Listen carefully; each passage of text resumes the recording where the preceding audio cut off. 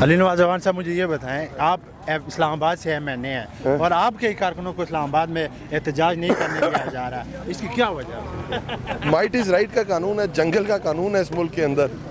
इस मुल्क में कोई जमहूरियत नहीं है, कोई इंसाफ का निज़ाम नहीं है, कोई मेरिट का निज़ाम नहीं है। सिर्फ इधर क्या है, डंडे का राज।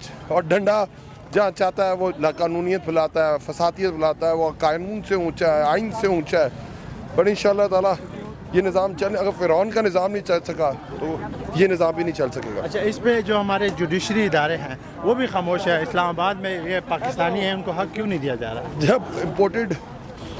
जब अमेरिका के कहने में पाकिस्तान में रजीम चेंज हो रही है, अदालतें खुल गई। आज जब पाकिस्तानियों पे जुल्म हो रहा है, सहाफ़ियों पे जुल्म हो रहा है। अली नवाज जवान साहब की तबीयत काफ़ी ख़राब नज़र आ रही है, क्योंकि इस्लामाबाद फैज़ाबाद इंटरचेंज पर बहुत बुरी तरह शेयरिंग की गई है। उनसे बात भी नहीं हो रही है इस वक्त। ये देखें तो ये तो अली नवाज जवान साहब हैं। इसके साथ साथ यहाँ पे जो कारकुनान हैं उनका क्या हाल होगा।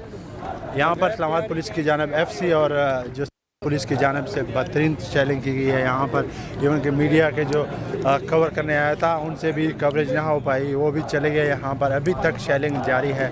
अली नवाज जवान साहब की अभी तबीयत काफ़ी ख़राब हो रही है।